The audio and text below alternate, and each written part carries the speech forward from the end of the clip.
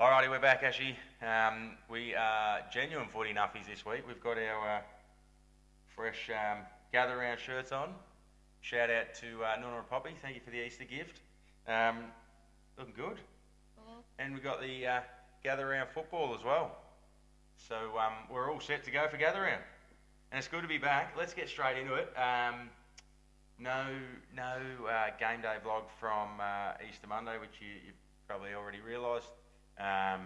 Disappointing outcome for the mighty Pussycats. We went along though. It was a good game of footy. It had moments where the schools were probably a little bit poorer than, but with so much pressure and intensity in the game, I suppose it's not unsurprising that at times skills can be a little bit down. But there were other moments where there was just sheer brilliance. Talk to some of that later on. But what was his name? Nick Watson, the Wizard. Those two goals he got, I think one in the second, one in the last. One on one pocket in the boundary and one in the other pocket were just unbelievable, weren't they? But anyway, this week, so gather round. It is gather round. There's 10 new Guernseys that the teams are unveiling, which they all look pretty good. If you haven't had a look, go onto the AFL's website. They look pretty cool. What's your favourite one? West Coast. West Coast, the Orca. Might go back and edit it and put it up there so you can see it. My favourite one, maybe I like Sydney's retro one with the old AFL logo, but that's not super different. The Port Adelaide one is pretty cool. The teal. Yeah. The Hawthorn one as well, I think is. Yeah, that one's pretty cool. That's super cool, and you know why it's super cool? Is because that was actually designed by a supporter. So that'd be like you or I coming up with one for the Cats and just sending it in and saying, "Hey guys, you should try this jumper one day." So that's awesome. So look out for those. Sackwatch is still on. Sackwatch. We spoke about that last week. Brad Scott and Michael Voss. I think at the moment Vossy's in the lead. What do you reckon? Yeah, probably. Essendon showed plenty in the second half against the Bulldogs. I thought it was going to be a 20-goal loss, and it absolutely wasn't. So they showed plenty. Carlton, another bad loss. It's the way they're losing, up by 40 points against Melbourne, up by 22 points in the last quarter against Kangaroos. We'll speak about that game later on. That's one of the highlights for this week. But even more bad news for Vossy. Wiedering's out with concussion this week.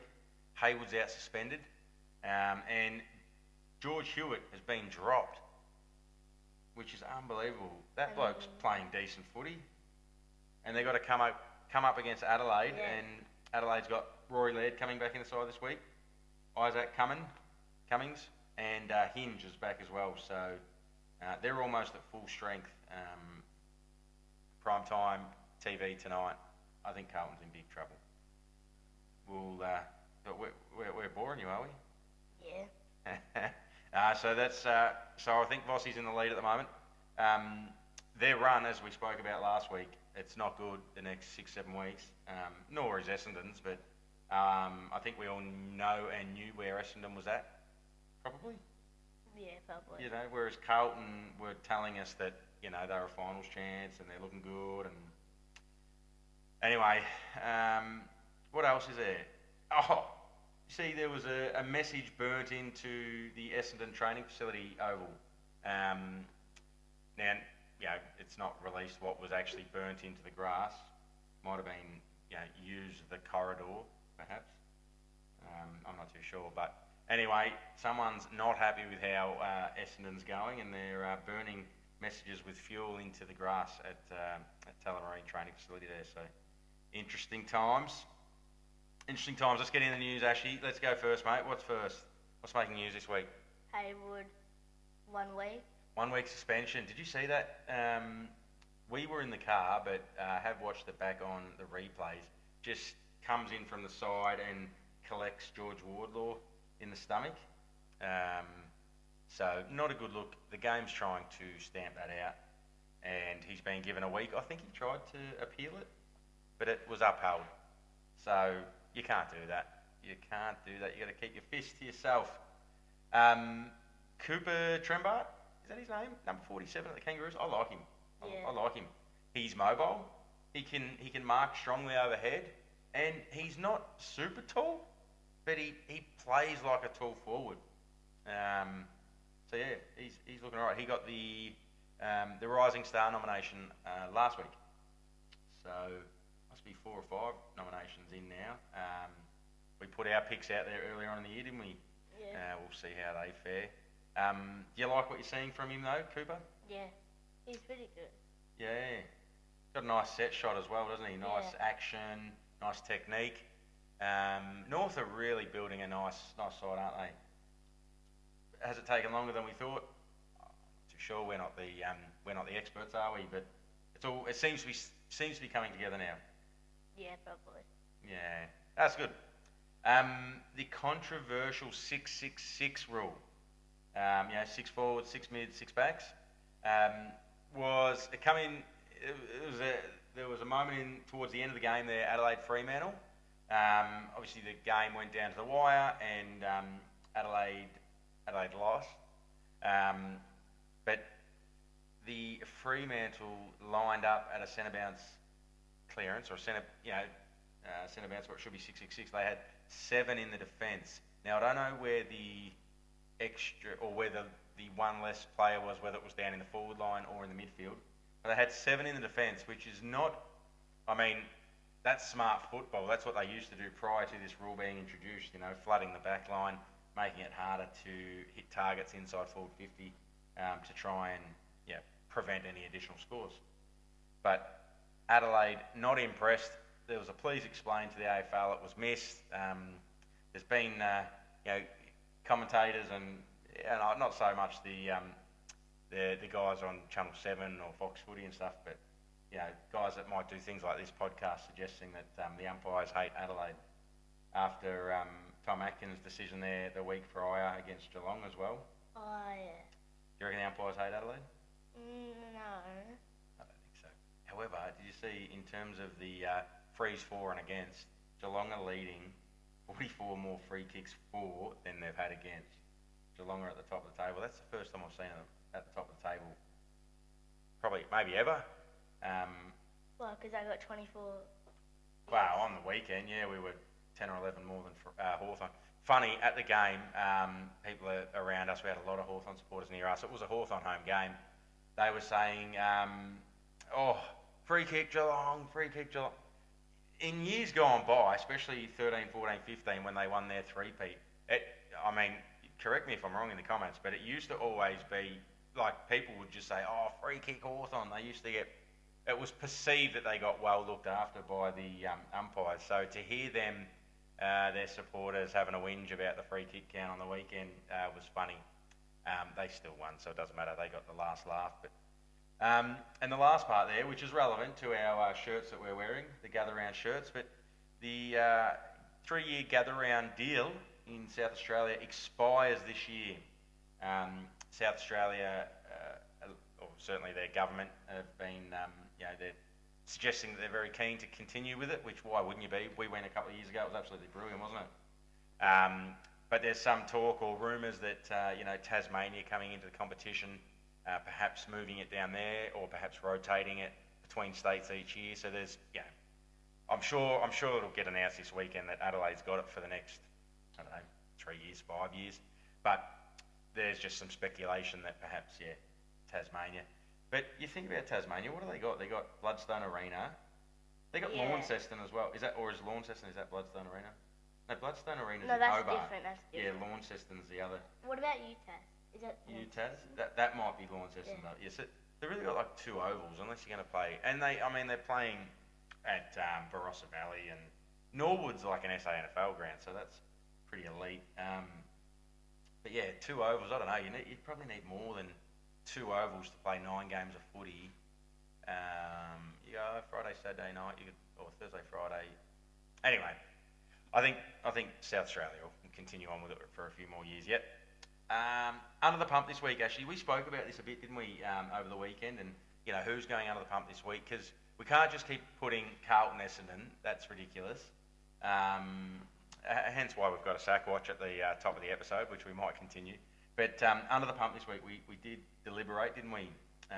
Ironically, one side that didn't play, but we'll talk to that a bit more. Let's go from the top though. You kick us off, mate. Adelaide at 1 and 3 versus top 8 sides. Yep. Well, versus sides we think will finish probably top 8, top 10. So they're not losing by much, are they? Yeah. And they looked really good against Collingwood at the MCG, which is great. But they have lost to Freo, Dogs, and the Cats as well. The Dogs were at home. Freo was at home too, yeah. Cats away, which is a tough trip for anyone in the league. Again, they're not losing by much. Couple of injuries as well throughout those losses, so they're getting some players back this week. You suspect they're going to win really well this week against Carlton tonight. But, yeah, what do you think? They're just... It's so early in the season, isn't it? Probably all the sides, one of the sides they've played is probably going to have a big win. And then I reckon Freo and Dogs will win. Yeah, we'll talk about the fixture later, but I agree with you. Yeah. But, I don't know. It's very early in the season, but I'm sure Adelaide probably would have penciled in Fremantle and Dogs at home as wins. So perhaps maybe 3-1 at this stage of the season, not 1-3, but it's early in the season. They're going to have a tough draw this year, aren't they? Because they finished top of the ladder last year. It's going to be tough. Now the next one perhaps might be a little bit controversial, but hear us out. They didn't play on the weekend, did they? The Giants. We've got some concerns. Yeah.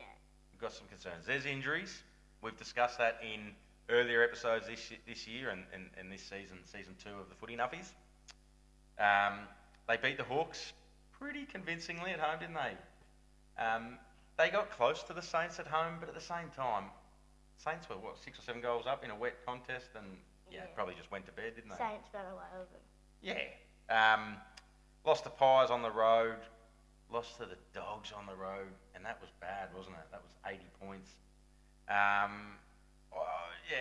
They've still got some guns, don't they? Finn Callaghan, Toby Green, and what's their key forward? Hogan. Yeah, Toby Green and Hogan have just signed 2-year extensions as well, which is great for the Giants franchise. But Tom Green missing, have he done his ACL at the start of the season?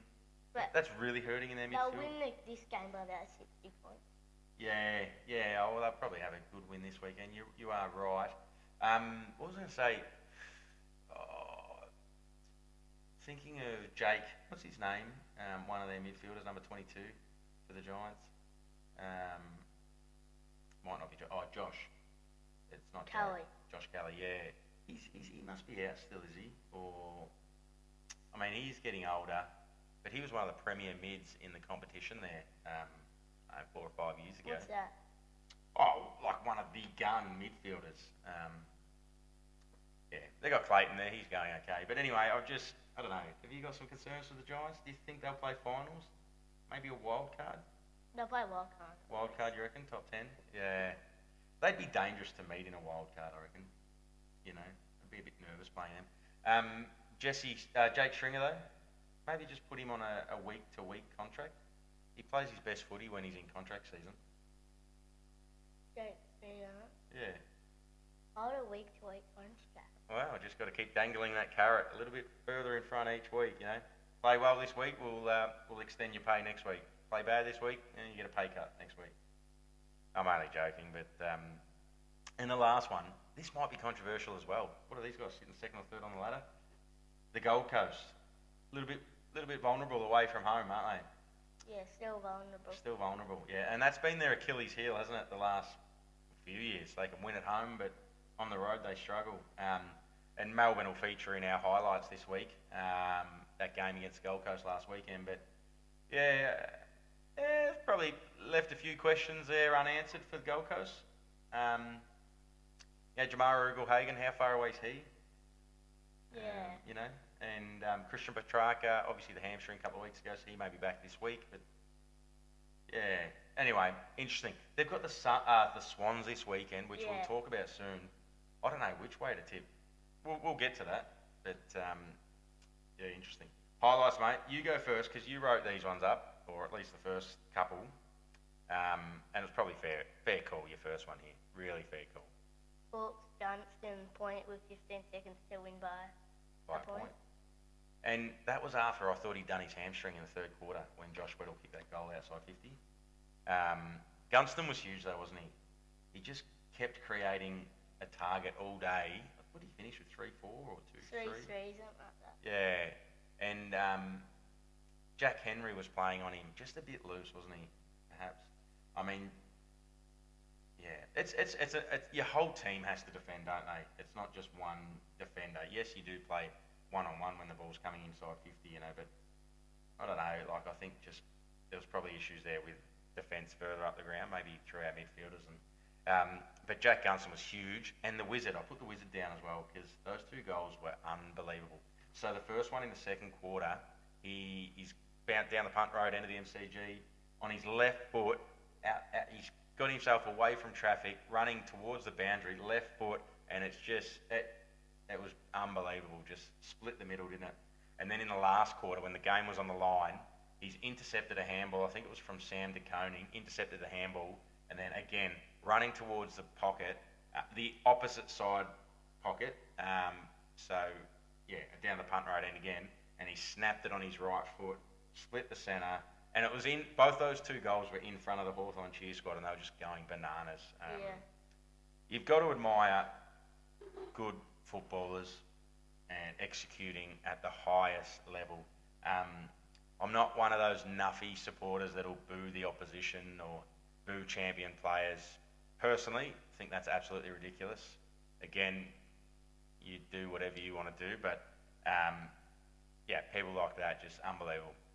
You love to watch it.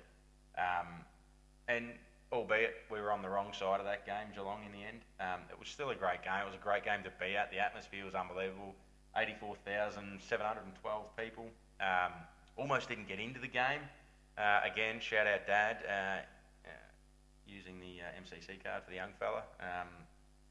Mine was okay, but anyway, let's press on. Speaking of Hawthorn, here's a Hawthorn reject. That sounds absolutely terrible. But Jai Sarong couldn't get a game at Hawthorn, and he's gone up to Sydney. He could be the bargain trade of the year. They traded him for a bag of potato chips, and Sydney. Did they trade him for anything? Oh, a bag of potato chips. I think it was a third round pick in 2027. Future third rounder, I think. You'd have to double check, but so what?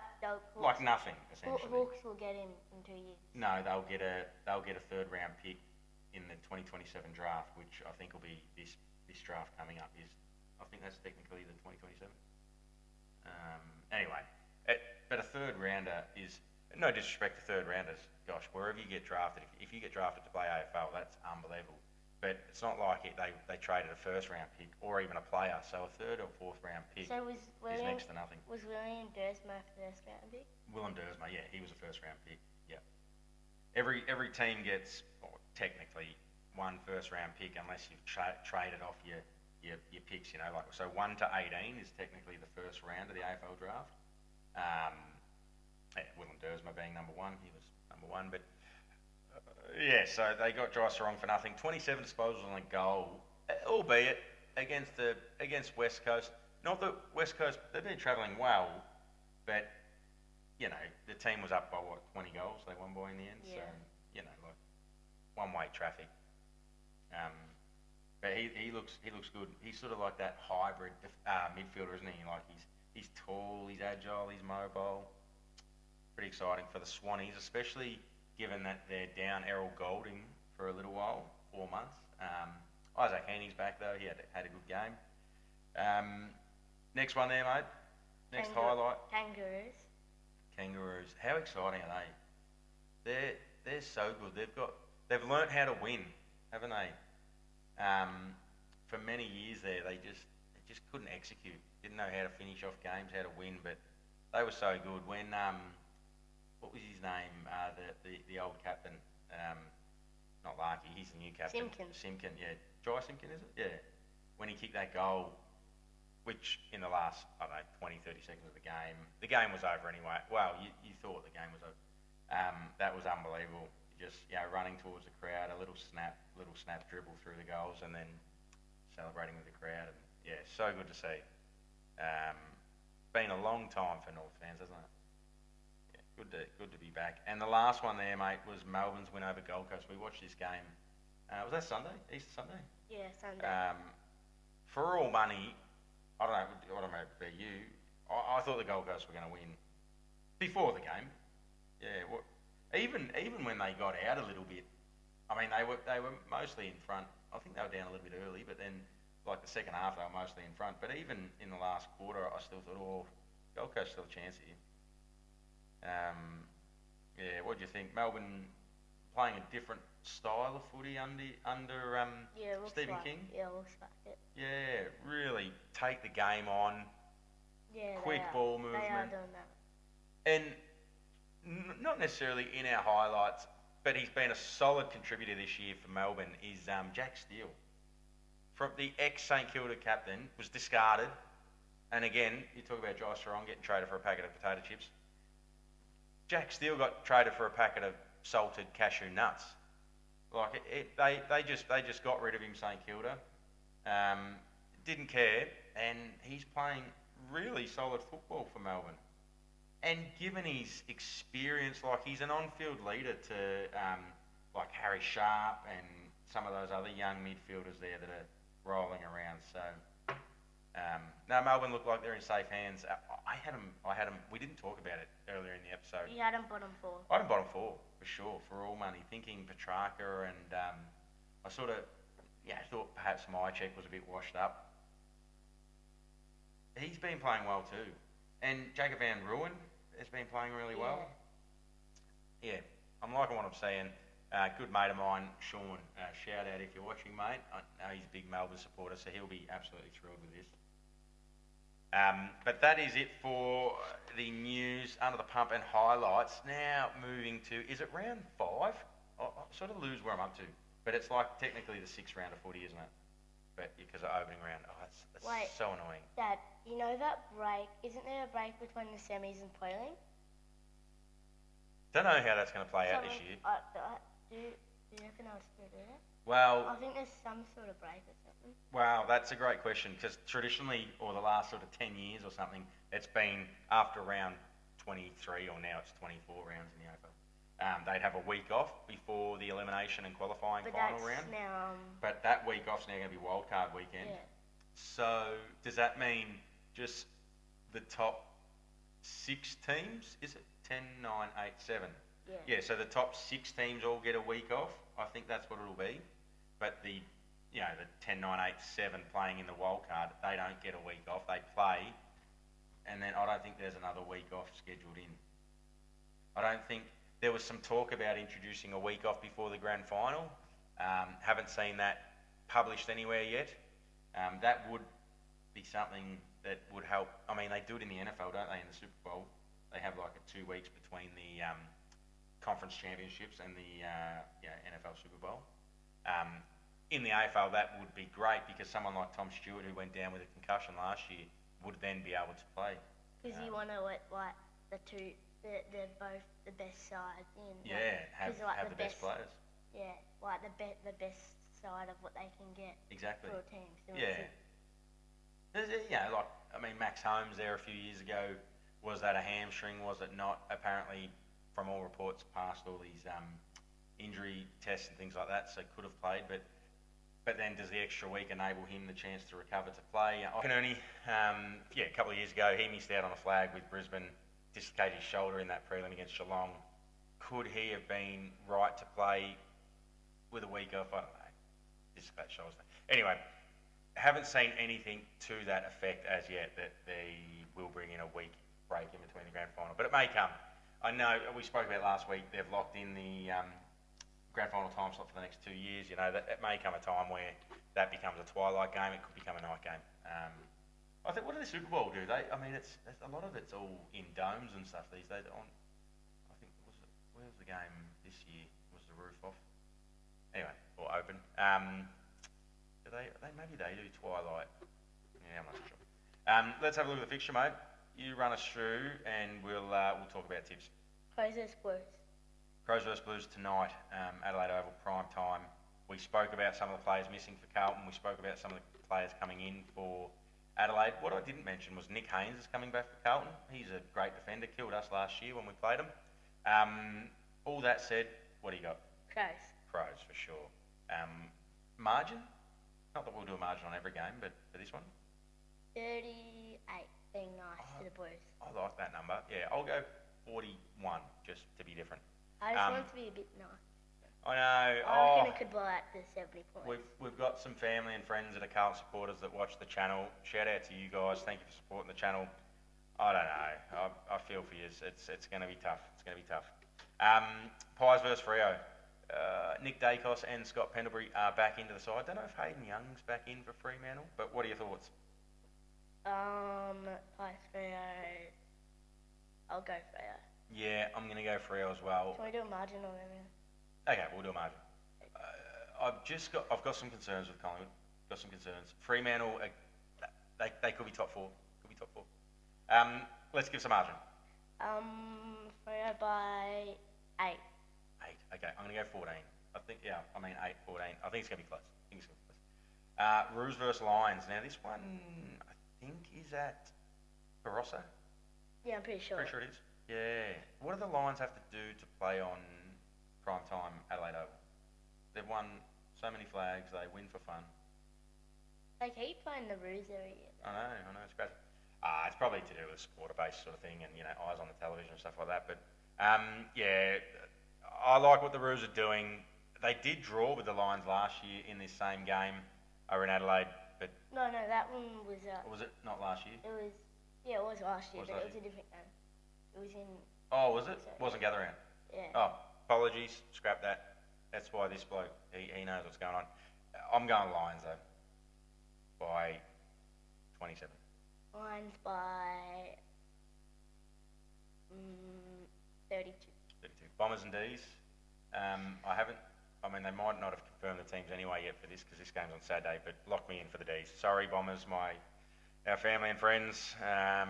Although, excited to see that you got rid of the run and dash Bulldogs game of footy. You took control of the footy, you chipped it around, you played keepings off, you slowed the game right down. Did a lot of things that were good. Steps in the right direction, but I think the D's have got you covered here. What do you reckon? D's by 32. 32. Yeah, D's by 33. Keep it close. This one's the one I just don't know. Swans and Suns. Do you want me to go first or you? No, I'll go first. Okay. Swans by 2. Swans by 2. I'm going Suns. There we go. First one different for the week. I'm going to go Suns by 11. Is Petrarca back? Is he not? Well, we'll find out. But we will see. We will see. Hawks versus Dogs. Now, Tim English is out. Ed Richards is out. Artie Jones is out. What are your thoughts? Gunston, don't know if he's out or in. We'll see. I'll go Dogs by 5. Yeah. I'm not going against the Hawks just because they beat us. I just genuinely think the Dogs will get this one done by 15 points. I think it's Saturday night. It should be an absolute belter. We'll start and watch that. It should be a cracker. The Cats and the Eagles down at Norwood. Now, Norwood is a narrow ground, very much like Kidinia Park. So this will suit the Cats to a T. Can the Eagles just make this a boring fest and make it high stoppages, control the footy, chipping game, a bit like what Essendon did there to the Dogs last week, and keep themselves in the game? Or did Geelong, bounce back in a big way? Geelong's off a 6-day break, which isn't too bad. Yeah. What are your thoughts? Geelong by 67. Yeah, Cats by 52. Giants and Tigers, well, you called this one earlier. Probably a big win. Giants by 54. Yeah, I thought Tigers would have done better last week against the Power. They really, they're a bit disappointing. More than a bit. Put me in for the Giants. 47 points. And the Port versus Saints to close out, gather round, Sunday night at the Adelaide Oval. I'll go first. Saints. That's what I was going to say. He's copying me. You saw that? He's copied me. Nah, that's right. No, just power. No Rosie. I mean, Butters is doing everything he can. I don't know. Saints will be too strong, mate. What is it? Saints by 15. 15. Saints by 15. Yeah, Saints by 23. They're not a big winning side, are they? The Saints, like they just don't play. Because it's a guy who coaches them. He makes them more defensive. Oh, yes, he does. Ross Lyon, Ross the boss. Hey, what do you think we should tell the viewers to do? Like, subscribe, and Drop us a comment. yeah. Yeah, absolutely.